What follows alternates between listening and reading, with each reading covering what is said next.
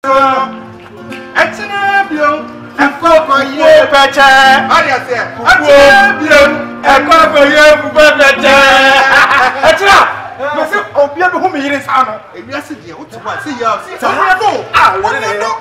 know you do there. I know that. And that's what they are.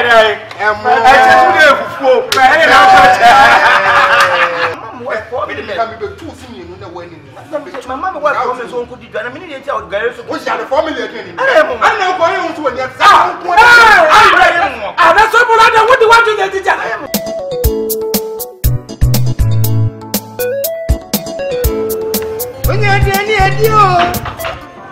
Nabiani dia anuni ni panko ani ni panka didi ma umunya dru na ufunu wawe ufunu mwaye dru onya dia ni asati mani si wana fra yonkofo no mumra medi bio na nipa medi chebio nipa menye bibia awaya asati so ira yedi anu so mba bedi no so iza metra to nyum sa wa mantas me yire na ye mamu ya kosia da so mako kakra gunchai paya susugu yadi kunsu atutu kasa yonkufu ibeba ma yadi adiani yo wa mo beche sa mama to nyum sa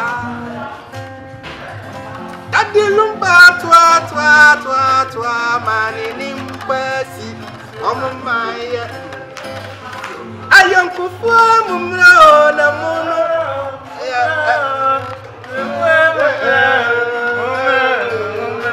ayonkufu mumra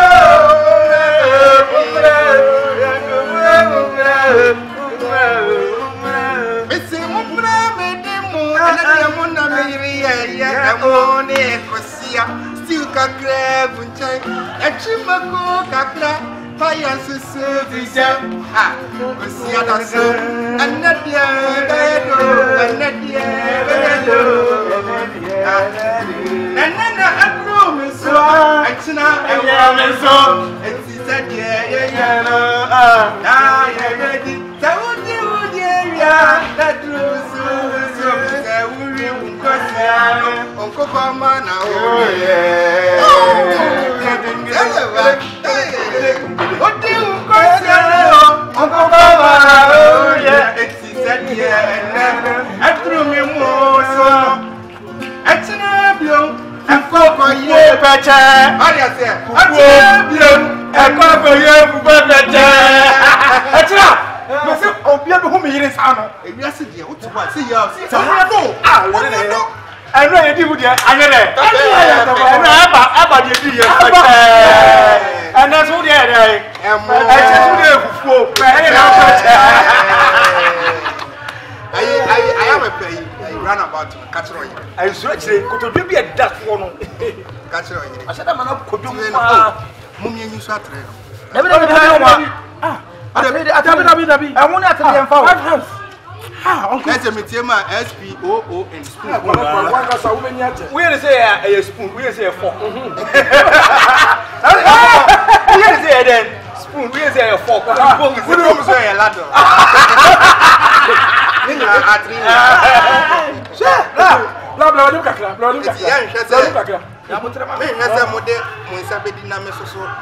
Oh, the big host nation, they only say,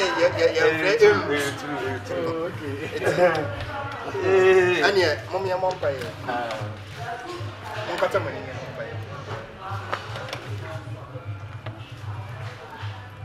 Kata when it is when you went to mean Katama and in Kata, eh? On a occasion, you can't have.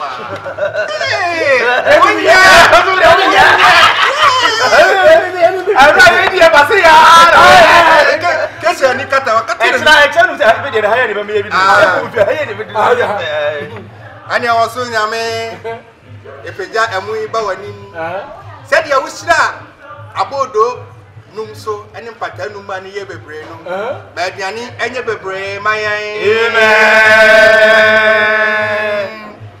challenge so. Sabaya Sabaya be dia chen kam yin no wan. Ah, the one you see na. Akwa odi enu Aba, wo body say dey ode koto wo. Na wuche. Yere makacha me yere say me na mo fo. Onye fufu ni nam peche bo. Ayi, mo mi ankasa kakrai. Ada e ode ho. E ode ho. Ko je me.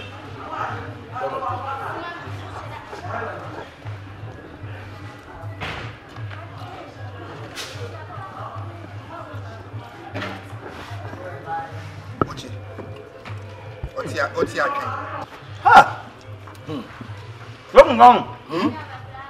Amu de mu han bawo. Ale pe fu wa na bana right. Fati rice. Udi anuanu so a wo busa ho asama e. O da say aye. Kamu do. Tu jimi anka ba nka nya ayewa na. Le ri so anu bo. Ba tuna. Me wi atu nyina hu se me yire. No vo ye. La. Mo pe la su bana ben kwan. O la bi. Ana mo mkatikoto. Nkatikoto. Katikoto ye.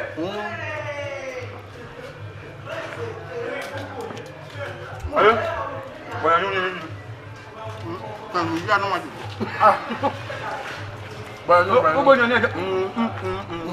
Ya no ma de so. Ini di ya ni a.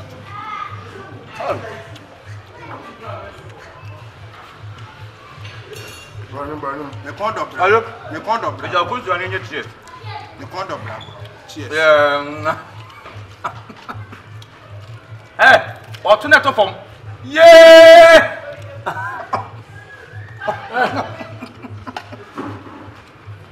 Come on. I tuna kudo. Otuna. Mama ira mama so ade na mra. Mama me ira kudo mu. Enwa. Koto kakra. Ye ma je kakra. Kote kakra. Apresa kakra. Wansane kakra. Oti bini kakra. O be tu mi ba. Hey! Oti. Masa, enu aye di wedu ni ehun yo. Enu aye di e ba ni ehun. Ye wo ye no. Ya ka ke di right water. Hey, ezi we ni so ko unze ehun pe. Enu o ha ba hin. Ah.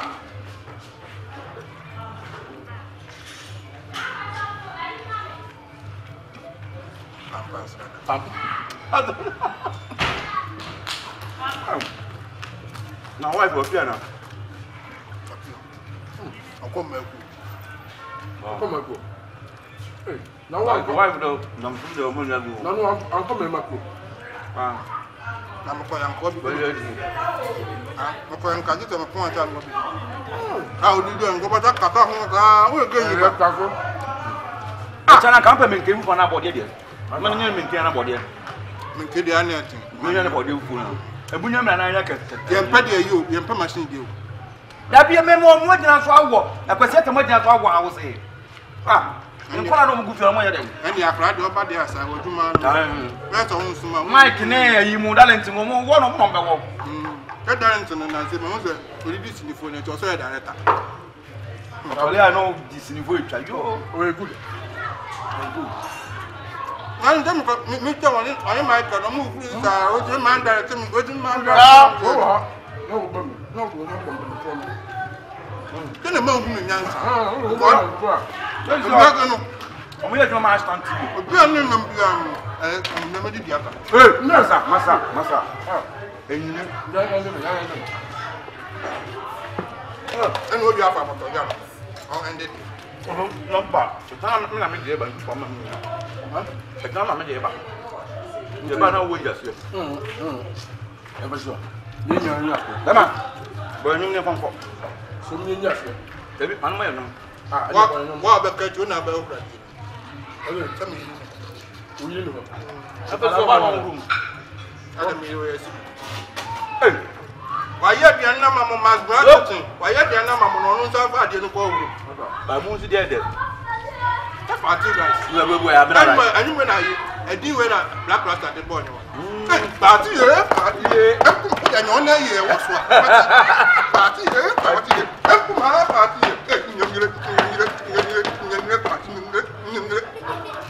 So you so dey my address pa o. said your over all say. I will have it there. We will be able to send me wife on my dress. I told you Louis Vuitton. Yes, one way. You won't move. Let me come and meet up with you for 10 grand. No need that. That's all. Oh, money don't.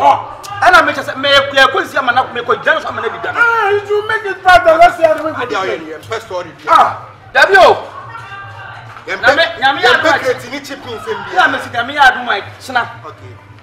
I'm going to order my preferred character. So, Mamma, they are coming from my dream. They say, or go back to my doom. The whole gun, I hope baby, and I'm about to my doom. Tell me, washing a quantum in a cassava. Young problem. The beauty of my meaning in Cassava. The Nova, young. My new account. Yeah, I can't say, but yeah, I can't say. Oh,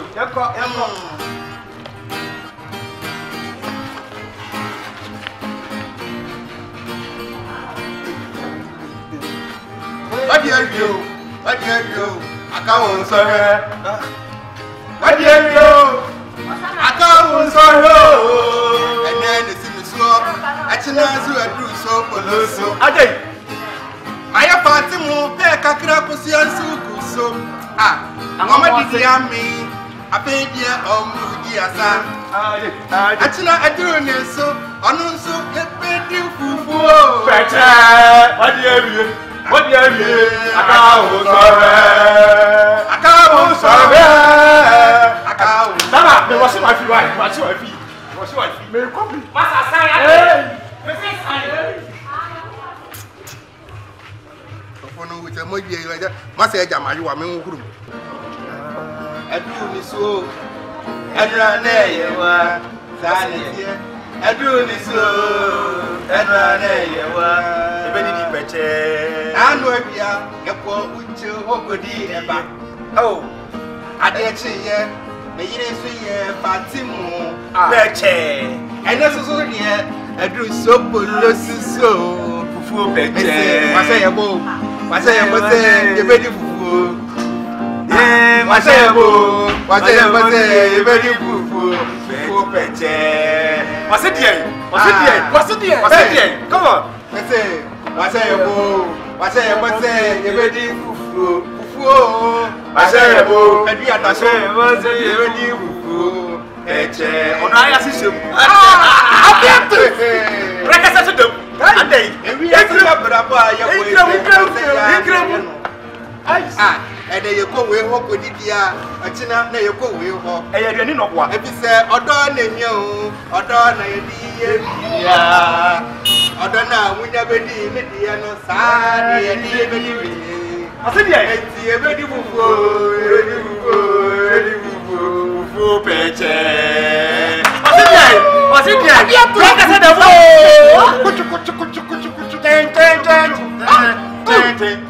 guys, the wife is a neighbor.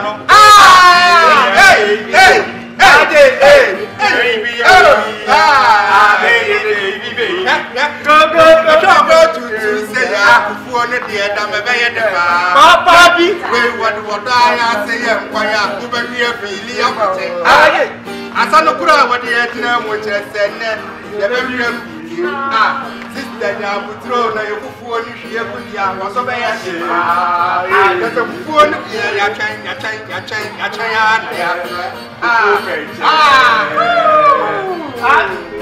I to 2 years, Robert.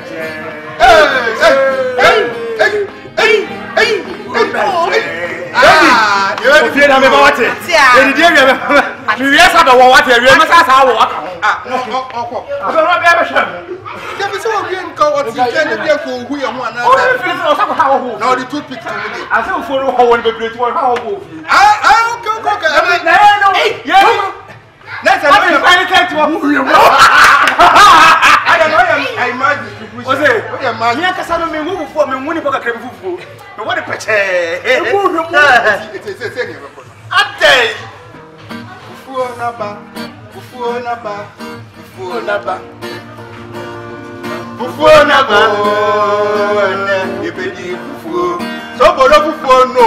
fufuo naba. What's it here? You're very fufuo, and then be Adam. Ajay. Yadi Yabanabri, Yadi Moon, and then a roof. Ajay. Yes, what I asked them. Ajay. So, Kakraka. Breakfast.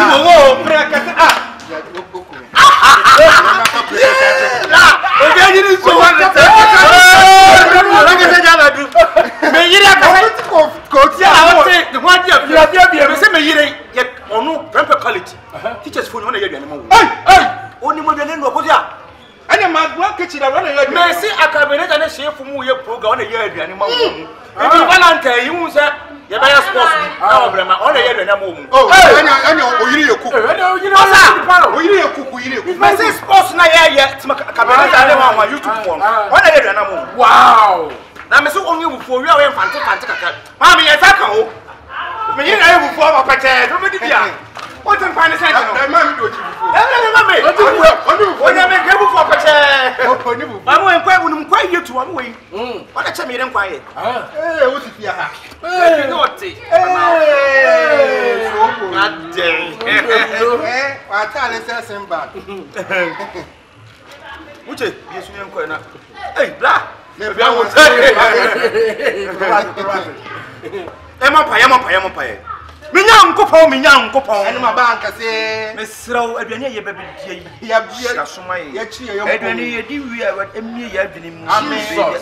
was shy.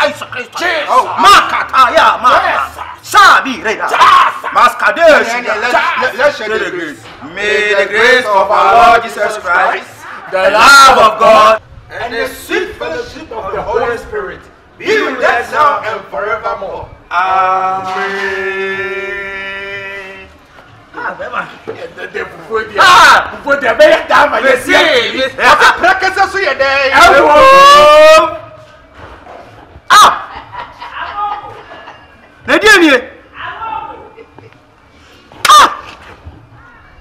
Kuntani, uje. Elebana mira basa. Meboborin. What do you mean in hey. What a hit in my life, you need to that don't make me wife. I can't who born better the only got of the world. What can just hear that? Me best idea. What yes, I will no better problem. When you are saying the worst final Joe, or your way, the Juma, okay, I want him to hear you are catching. Hey,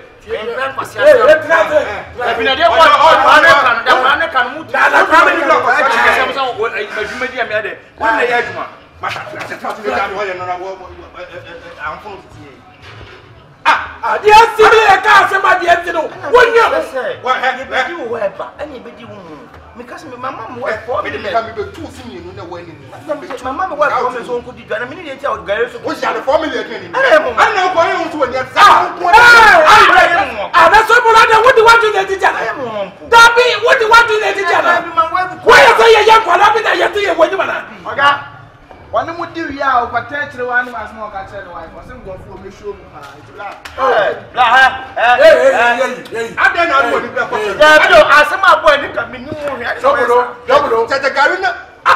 Sobolo. Now it's just I rope or talk for you to quite Sobolo. But I'm need to hear you from Mexican. Hey, Sobolo, the Awujan 1 year. Yamia book for power stars, Sobolo, but you are going to tell you. Dear me, Yakuran, I put 2 fingers, 7 young baby, and make me because if you are running before now, they say you and or die, see them or don't want super cool. Pedria, Abu Panama, we are saying, then soon you be the employee. Now, but never catch them to say. So, what about Sobolo, what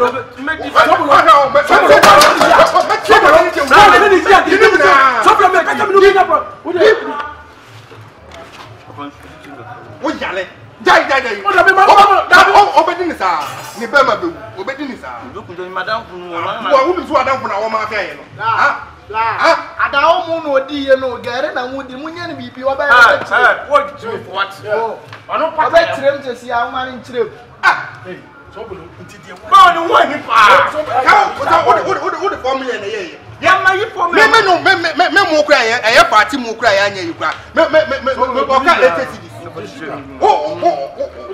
I got to get 20%. Any Mama, boy, you have more for me. Would you born woman? Hey, I could see how before you don't go back at Sobolo you're never out. Who bet in now? See, Jimmy Moore, you're so here. Who won't have promised you, not ever call by your good. And can as a man and find out was your own name be passing and you're in a day. I want to do that. You know, you're not a man. I don't know my I did the back. The video is now.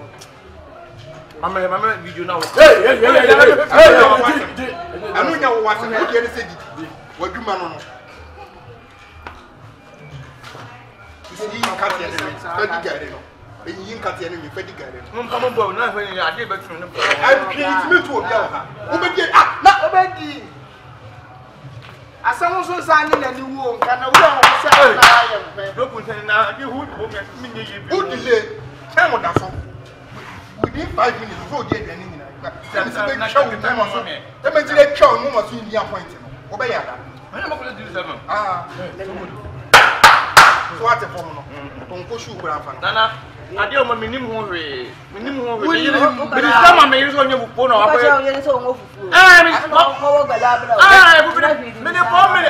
Meaning is I never day walk. Remember, that's all you didn't answer. Yet you didn't even answer no when you fully get it. I mean, I mean, Sobolo chop up. Say that way, and upper body and now pay. Next, a bunch of products now they bring. Ah!